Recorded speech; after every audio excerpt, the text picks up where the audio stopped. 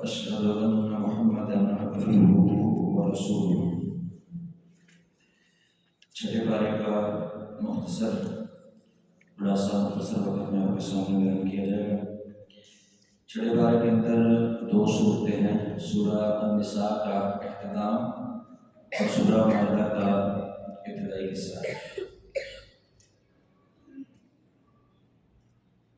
اعوذ باللہ من الشیطان الرجیم، لا يحب اللہ الجہر بالسوء من القول الا من ظلم وکان اللہ سمیعا علیما۔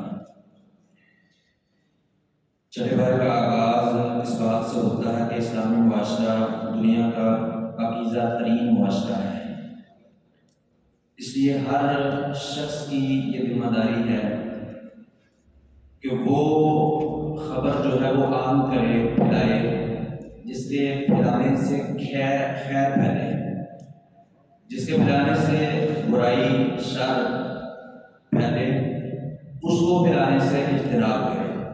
اللہ رب العالمین نے فرمایا لا یحب اللہ الجہر بالسوء من القول، اللہ تبارک و تعالیٰ پسند نہیں فرماتا بری بات کے ساتھ آواز کو بلند کرنا، الا من ظلم، مگر وہ جس پر ظلم کیا جائے، وہ اپنے اوپر ہونے والے ظلم کو بیان کر سکتا ہے۔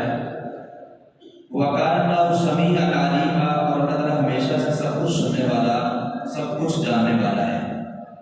یعنی بری بات وہ کر سکتا ہے جس پر ظلم ہو، جس کے ساتھ ظلم ہوا ہے وہ بات کر سکتا ہے، اور وہ بھی کہاں پہ کرے؟ جہاں پہ اس کی شکایت کا ازالہ کرنے والے بیٹھے ہوئے ہیں۔ یعنی جس کے ساتھ ظلم ہوا ہے وہ تھانے میں جائے، عدالت میں جائے، کچہری میں جائے، وہاں پہ جا کے اپنی شکایت کرے، یا متعلقہ فون کسی پہ جا کے تو اپنی شکایت کرے جہاں پہ اس کی شکایت کا ازالہ ہو سکے۔ ویسے ہی اس کا ڈنڈورا پیٹتے رہنا، اس کو معاشرے کے اندر عام کرنا کہ لوگوں کے اندر وہ برائی جو ہے ان کے ذہنوں میں نہیں تھی، لیکن اس کے آواز بلند کرنے کے ساتھ ان کے ذہنوں میں بھی یہ بات آ گئی، تو یہ برائی کو عام کرنے کا ایک جو ہے وہ ذریعہ ہے۔ اس لیے اللہ رب العالمین نے فرمایا کہ بری بات کے ساتھ اپنی آواز کو بلند کرنا یہ اللہ تعالیٰ پسند نہیں کرتا۔ ہاں، جس پر ظلم ہوا ہے وہ ظلم کی شکایت کر سکتا ہے۔ یہی فرق ہے غیبت اور شکایت میں۔ غیبت لوگوں کے سامنے کی جاتی ہے، عام لوگوں کے سامنے، اور شکایت متعلقہ فون کے کسی ذمہ دار کے ساتھ کی جاتی ہے جو شکایت کا ازالہ کر سکے، تو اس کو جو ہے وہ اجازت دی۔ اسی طرح میڈیا کے لیے بھی یہی قانون ہے کہ وہ بھی وہی خبر نشر کر سکتا ہے جس میں خیر پھیلے، جس میں شر کے بعد پھیلنے کا اندیشہ ہو اور فحاشی ہو، یعنی کہ پھیلنے کا اندیشہ ہو، تو وہ خبر میڈیا کو بھی نشر کرنی جو ہے اس کے لیے جائز نہیں ہے۔ اس کے بعد اللہ رب العالمین نے اہل کتاب کے جرائم کی ایک فہرست کو جو ہے وہ بیان فرمایا۔ پچھلے 5 پاروں میں مختلف جگہوں میں یہود و نصارہ کے جرائم اور زیادتیوں کا اللہ رب العالمین نے تذکرہ کیا۔ یہاں پہ اجمالی طور پہ سب کو جو ہے وہ بیان فرمایا۔ سب سے پہلی بات کہ انہوں نے اللہ تبارک و تعالیٰ کی کتاب اور پیغمبر کو ماننے کی بجائے کہا کہ اللہ تعالیٰ ہمارے سامنے آئے، پھر ہم جو ہے وہ پیغمبر کی بات کو مانیں گے، یہ ایک ان کا جرم ہے۔ دوسری بات یہ کہ ہم نے ان کو کہا کہ شہر میں سجدہ کرتے ہوئے داخل ہونا ہے، انہوں نے نافرمانی کی۔ اور ایک یہ بات کہ اللہ تعالیٰ نے ہفتے کے دن مچھلی پکڑنے سے کاروبار کرنے سے ان کو منع فرمایا، وہ ہیلے کے ساتھ کاروبار کرنے لگے۔ اسی طرح انہوں نے اپنے عہد کو توڑا، اللہ تعالیٰ کی آیات کا کفر کیا، انبیاء کو قتل کیا، اور انبیاء کی دعوت کو قبول کرنے کی بجائے کہنے لگے کہ ہمارے دلوں پر غلاف ہیں، لہذا آپ کی باتیں ہمیں سمجھ ہی نہیں آتی ہیں۔ اس طرح انہوں نے عیسیٰ علیہ السلام کو پھانسی پر چڑھانے کا دعویٰ کیا، اور وہ سود کھاتے تھے۔ یہ سارے جرائم اللہ رب العالمین نے پچھلے 5 پاروں میں جو ہے وہ بیان فرمائے ہیں۔ سیدنا عیسیٰ علیہ السلام کو انہوں نے پھانسی پر چڑھانے کا دعویٰ کیا، لیکن وہ اپنے دعوے میں سچے نہیں تھے۔ اللہ تبارک و تعالیٰ نے فرمایا وما قتلوہ وما صلبوہ، نہ انہوں نے اس کو قتل کیا اور نہ انہوں نے اس کو سولی چڑھایا، ولکن شبہ لہم، لیکن ان کے لیے شبیہ بنا دیا گیا، یعنی عیسیٰ علیہ السلام کی شکل کا بدلہ اللہ رب العالمین نے ان کے سامنے جو ہے وہ پیش کر دیا، اور انہوں نے اس کو جو ہے وہ سولی پر چڑھا دیا۔ وَإِنَّ الَّذِينَ اخْتَلَفُوا فِيهِ لَفِي شَكٍّ مِّنْهُ، اور بے شک وہ لوگ جنہوں نے اس کے بارے میں اختلاف کیا وہ خود شک میں ہیں۔ یعنی جب انہوں نے اس بندے کو سولی چڑھا دیا تو اس کے بعد کچھ لوگوں نے کہا کہ یہ مسیح علیہ السلام ہی تھے، اور اس نے کہا نہیں، یہ تو ان جیسا کوئی بندہ تھا، یعنی خود شک میں پڑا۔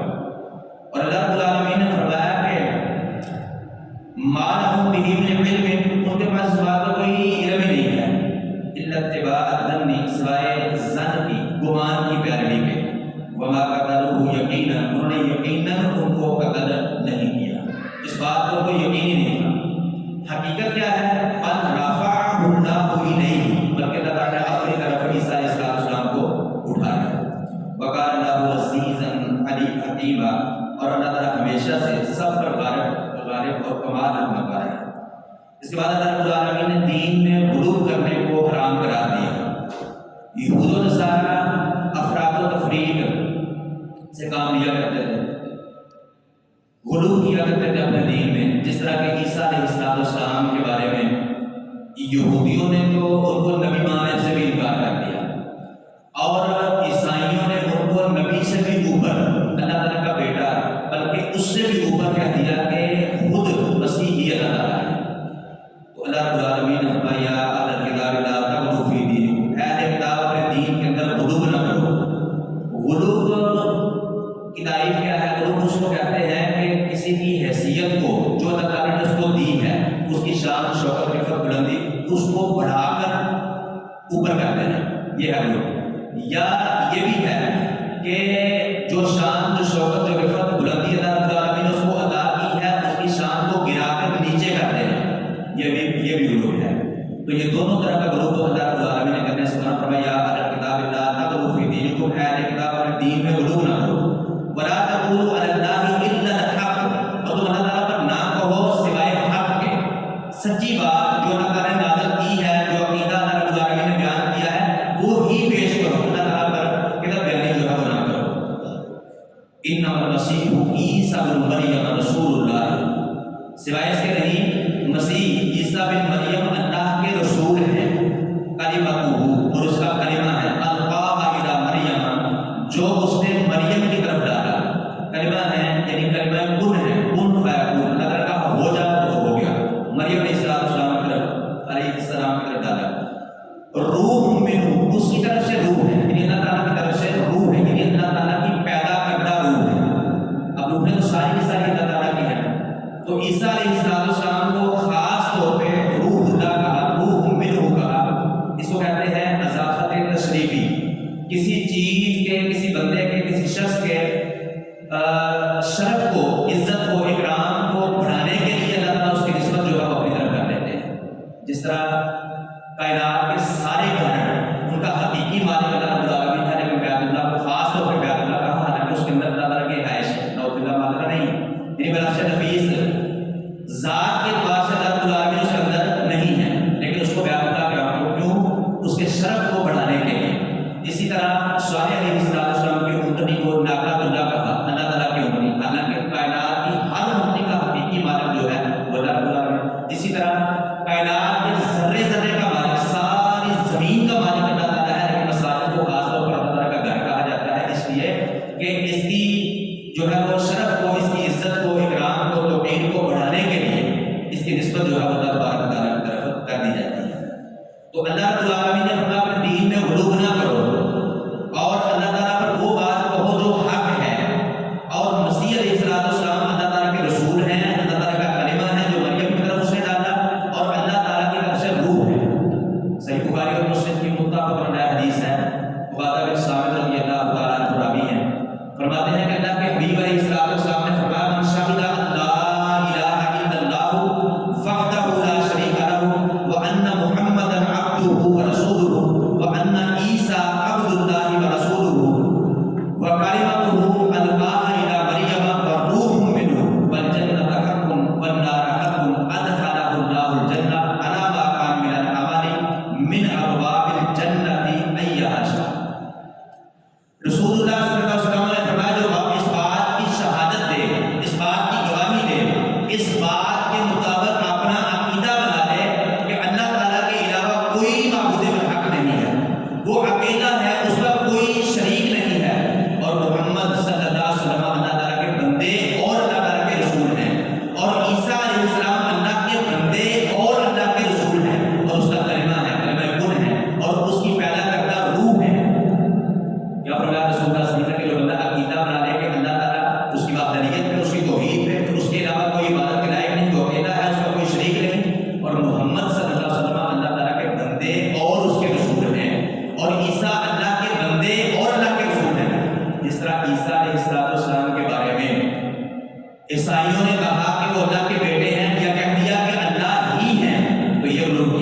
اسی طرح محمد رسول اللہ صلی اللہ علیہ وسلم کے بارے میں بھی اگر اللہ کا بندہ اور رسول نہ کہا جائے بلکہ نور من نور اللہ کہا جائے تو یہ بھی اسلام میں غلو ہے جو کہ حرام ہے۔ تو رسول اللہ صلی اللہ علیہ وسلم نے خود عقیدہ سکھایا کہ جس بندے کا یہ عقیدہ ہے کہ اللہ وحدہ لا شریک ہے، اس کا کوئی شریک نہیں، کوئی اس کے علاوہ عبادت کے لائق نہیں، اور محمد صلی اللہ علیہ وسلم اللہ تعالیٰ کے بندے اور اس کے رسول ہیں، اور عیسیٰ علیہ السلام اللہ تعالیٰ کے بندے اور رسول ہیں، اس کا کلمہ ہے، اس کی طرف سے روح ہے، اور جنت برحق ہے، جہنم بھی برحق ہے۔ نبی صلی اللہ علیہ وسلم نے فرمایا ادخلہ اللہ الجنہ، ایسے بندے کو اللہ رب العالمین، اس عقیدے والے بندے کو اللہ تعالیٰ جنت میں داخل کریں گے، علی ما کان من الاعمال، اس کے باقی عمل جیسے بھی ہوں، کمیاں کوتاہیاں لغزشیں، وہ چھوٹی چھوٹی مسٹیکس جو ہے وہ اللہ تعالیٰ ویسے ہی معاف کر دے گا، اور یوں ہی جنت میں داخل نہیں کرے گا۔ من ابواب الجنت الثمانیہ ایہا شاء، جنت کے 8 دروازوں میں سے اس کو اختیار دیا جائے گا کہ جہاں سے مرضی، جس دروازے سے مرضی وہ داخل ہو۔ کون بندہ؟ جس کا عقیدہ ہے کہ اللہ کے علاوہ کوئی عبادت کے لائق نہیں، وہ اکیلا ہے، وحدہ لا شریک ہے، محمد رسول اللہ صلی اللہ تعالیٰ کے بندے اور رسول ہیں، عیسیٰ علیہ السلام اللہ تعالیٰ کے بندے اور رسول ہیں، جنت اور جہنم برحق ہے۔ اور اسی طرح سے بخاری کی حدیث ہے، رسول اللہ صلی اللہ علیہ وسلم نے فرمایا لا تقولوا كما أطرت النصارى ابن مريم فإنما أنا عبده فقولوا إني عبد الله ورسوله۔ رسول اللہ صلی اللہ علیہ وسلم نے فرمایا تم میری شان میں اس طرح غلو نہ کرنا جس طرح عیسائیوں نے، نصارہ نے عیسیٰ بن مریم علیہ السلام کی شان میں گستاخی کی، شان میں غلو کر دیا۔ فإنما أنا عبده، سوائے اس کے نہیں میں اس کا بندہ ہوں، تم بھی میرے لیے یہی کہو عبد اللہ و رسولہ، کہ اس کے بندے اور اس کے رسول۔ تو دین اسلام اعتدال کا نام ہے، تو اعتدال یہی ہے کہ جو شان، جو رفعت، جو بلندی اللہ رب العالمین نے رسول اللہ صلی اللہ علیہ وسلم کو عطا کیا وہی سمجھی جائے، وہ بیان کی جائے، اس کے مطابق اپنا عقیدہ بنایا جائے۔ اللہ کی قسم غلو کرنا اور رسول اللہ صلی اللہ علیہ وسلم کی شان کو بڑھا کر اللہ رب العالمین تک پہنچا دینا، یہ غلو ہے جو حرام ہے، اور رسول اللہ صلی اللہ علیہ وسلم میرے اور آپ کے بناوٹی شان کے محتاج نہیں ہے۔ یہ شان کم ہے کہ اللہ رب العالمین نے اپنے بارے میں قرآن کریم کے اندر فرمایا الحمدللہ رب العالمین، اور رسول اللہ صلی اللہ علیہ وسلم کے بارے میں فرمایا وما ارسلناک الا رحمۃ للعالمین، وہ رب العالمین ہے، وہ رحمت للعالمین ہے۔ تو شان تو بہت ہے، بڑی بلند ہے جو اللہ رب العالمین نے عطا کی ہے، میرے اور آپ کے الفاظ کے نبی صلی اللہ علیہ وسلم محتاج نہیں ہے کہ میں اور آپ اپنے الفاظ کے اندر جو ہے وہ بیان کرنے کی کوشش کریں۔ اور اگر ہم یہ کریں گے تو مطلب یہ ہے کہ ہم یہ سمجھتے ہیں کہ اللہ رب العالمین نے رسول اللہ صلی اللہ علیہ وسلم کی شان جو ہے وہ بیان کی ہے، یا نبی صلی اللہ علیہ وسلم نے اپنی زبانی صحیح احادیث میں جو شان اپنی بیان کی ہے اس میں کمی تھی، تنقیص تھی، نقص تھا، اس لیے میں کامل مکمل الفاظ کے ساتھ رسول اللہ صلی اللہ علیہ وسلم کی شان بیان کر رہا ہوں، تو یہ غلو ہے جو کہ دین میں حرام ہے۔ اس کے بعد ایمان لانے اور عمل کرنے اور اس کی دعوت کو پھیلانے کے اللہ رب العالمین نے جو ہے وہ عام سب لوگوں کو جو ہے وہ دعوت دیا، ایھا الناس قد جاءکم برہان من ربکم، اے لوگوں تحقیق تمہارے پاس تمہارے رب کی طرف سے ایک برہان، ایک واضح دلیل جو ہے وہ آ چکی ہے، وانزلنا الیکم نورا مبینا، اور ہم نے آپ کی طرف تمہاری طرف نازل کیا ہے ایک واضح نور۔ فاما الذین آمنوا باللہ واعتصموا بہ، بس رہے وہ لوگ جو ایمان لائے اللہ تعالیٰ پر اور واعتصموا بہ، اور انہوں نے اس کو مضبوطی سے تھام لیا، فسیدخلہم فی رحمت منہ وفضل، تو اللہ تعالیٰ نے قریب ان کو اپنی خاص رحمت اور فضل میں داخل کرے گا، ویہدیہم الیہ صراطا مستقیما، اور اللہ تعالیٰ اپنی طرف ان کو صراط مستقیم کی طرف ہدایت دے گا۔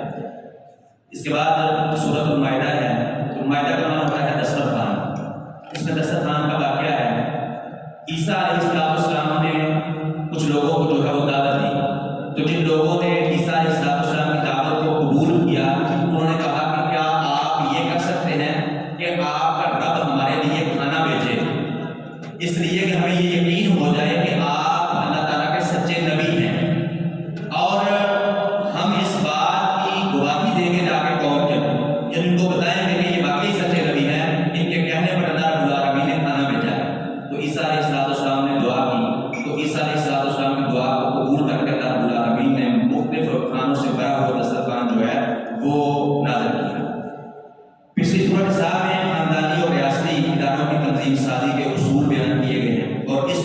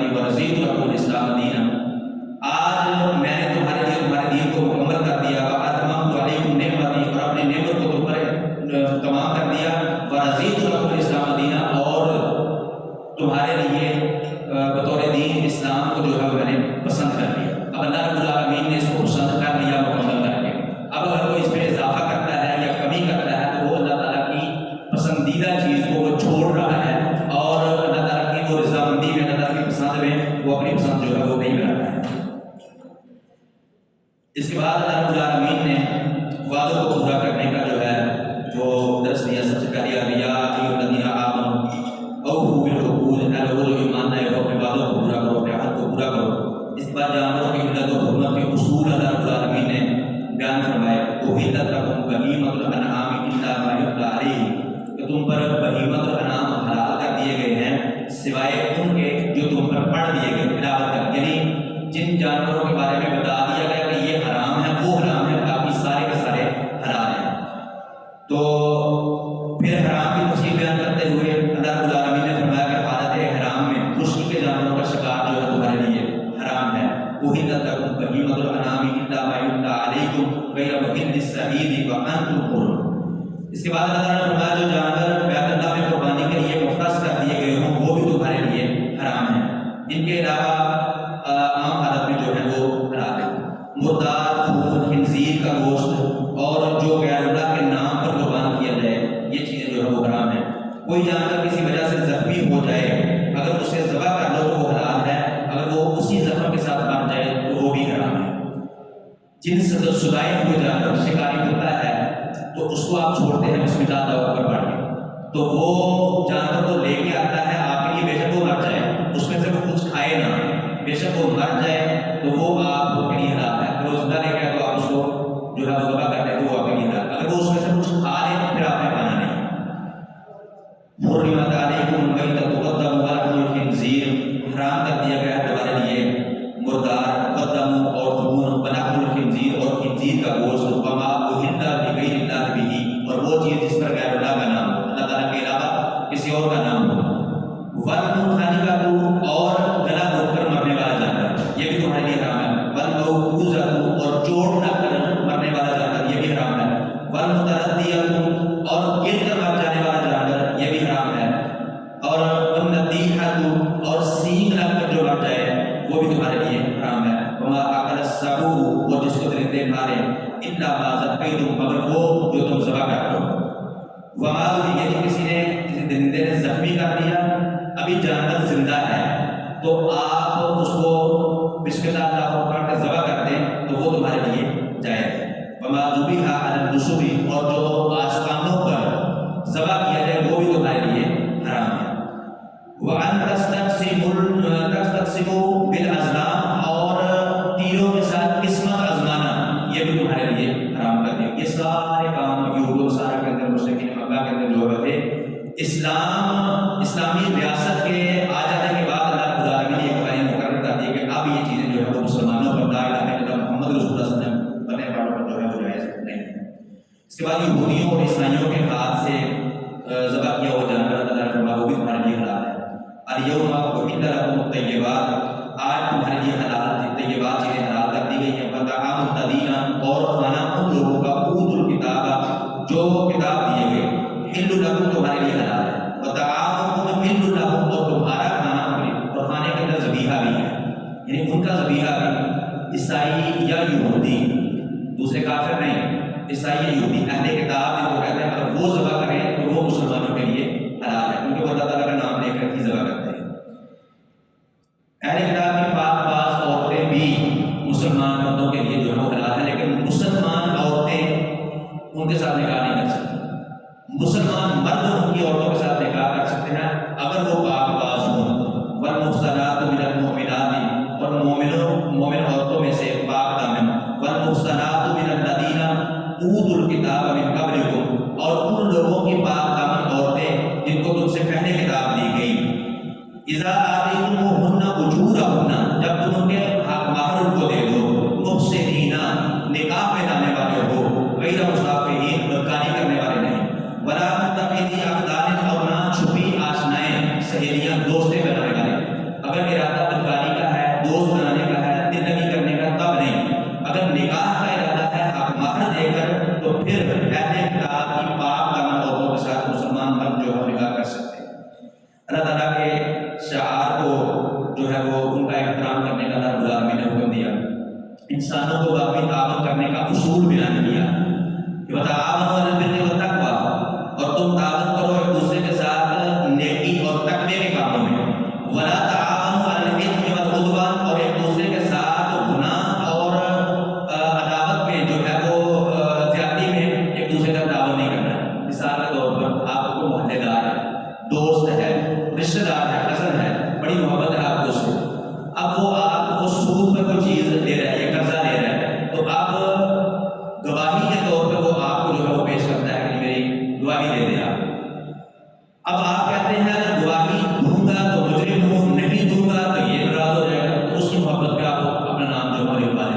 یہ جائز نہیں ہے. اللہ رب العالمین نے فرمایا ولا تعاونوا علی الاثم والعدوان، زیادتی اور گناہ کے کام میں تعاون بھی نہیں کرنا. رشتہ ختم ہوتا ہے تو محبت سے پیار سے اس کو سمجھائیں کہ بھائی آپ بیچ سے بات آ جائیں اور مجھے بھی جنت کا ایندھن نہ بنیں. تو اگر وہ نہیں آتا ہے تو آپ اس کے ساتھ اس میں بالکل بھی تعاون نہ کریں.